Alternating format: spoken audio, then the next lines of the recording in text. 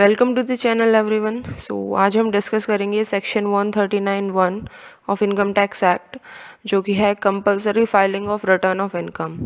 So as per section 139(1) it is compulsory for companies and firms to file a return of income or loss for every previous year on or before the due date in the prescribed form. So जो companies और firms हैं उनको return of income file करना ज़रूरी है before on or before the due date in the prescribed form. And next, every person being a resident other than not ordinarily resident in India, यानी कि जो person resident है and ordinary resident है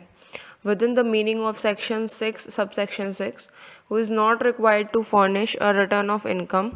at any time during the previous year. तो अगर वो person hold करता है as a beneficial owner or otherwise any asset including any financial asset in any entity located outside India or has a signing authority in any account located outside India or is a beneficiary of any asset including any financial interest in any entity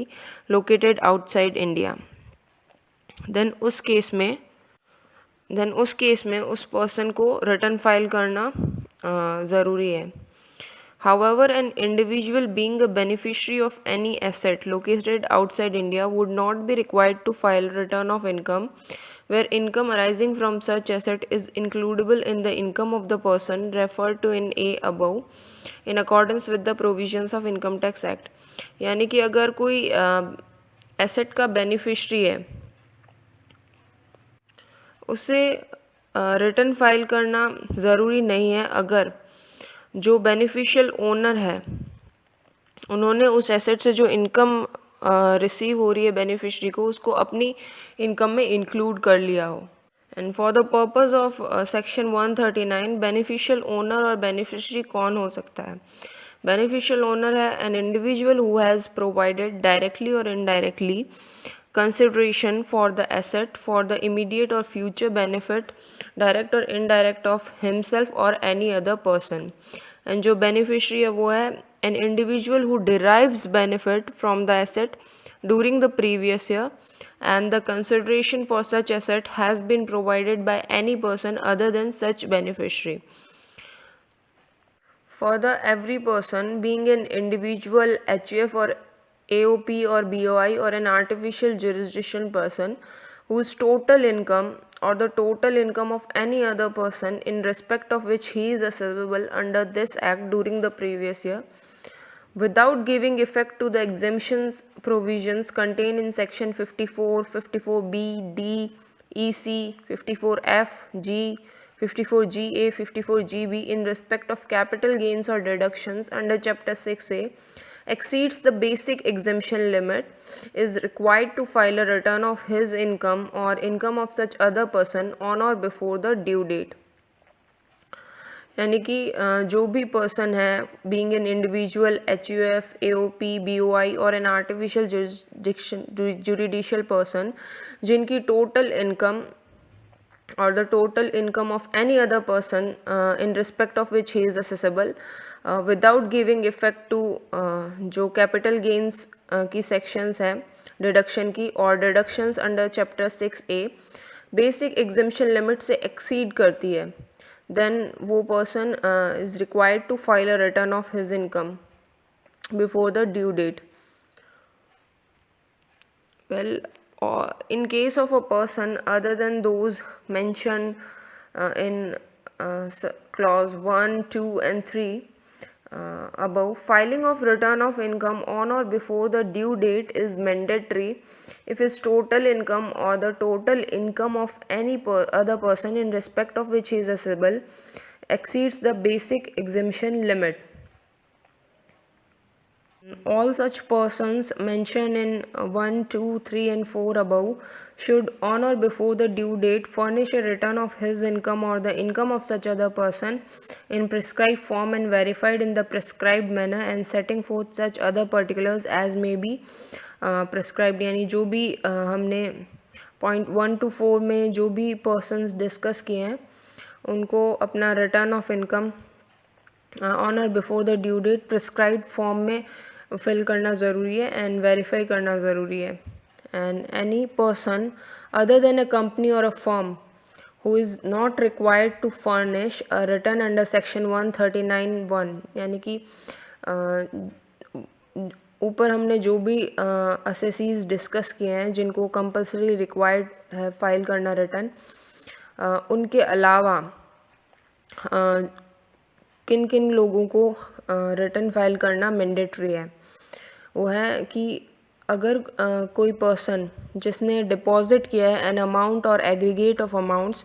exceeding 1 crore in one or more current accounts maintain with a banking company or a cooperative bank, यानी अगर कोई किसी person ने अपने current account में एक current account या उससे ज़्यादा भी करंट अकाउंट्स हो सकते हैं, एग्रीगेट में 1 करोड़ रुपए से ज़्यादा डिपॉजिट किया है with a banking company or a cooperative bank, तो उस केस में उस पर्सन को रिटर्न फाइल करना मैंडेटरी है. एंड अगर कोई पर्सन है उसने अपने लिए और एनी अदर पर्सन के लिए travelling to a foreign country expenditure incurred किया है फॉर एन अमाउंट और aggregate amount exceeding 2 lakh rupees, तो उस केस में भी उसे रिटर्न फाइल करना मैंडेटरी है. एंड थर्ड इज़ अगर किसी पर्सन ने 1 लाख से ज़्यादा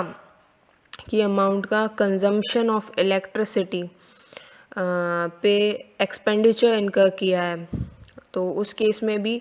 उसे रिटर्न फाइल करना मैंडेटरी है. Meaning of due date, section 139(1) के पर्पज़ के लिए ड्यू डेट क्या है. So first one is 31 October of assessment year. ये किन किन के लिए कौन कौन से एसएससीज के लिए ड्यू डेट है. Where the assessee other than assessee referred to in clause 2 is, अगर कोई कंपनी है or a person whose accounts are required to be audited under the Income Tax Act or any other law in force, and a partner of a firm whose accounts are required to be audited under the Income Tax Act or any other law for the time being in force, or the spouse of such partner if the provisions of section 5A applies to such spouse. तो इनके case में जो due date है वो होगी 31 October of assessment year. And second one is अगर कोई in the case of an assessee who is required to furnish a report refer to in section 92E, then उस केस में होगी 30 November of assessment year. And जो assessee है इस case में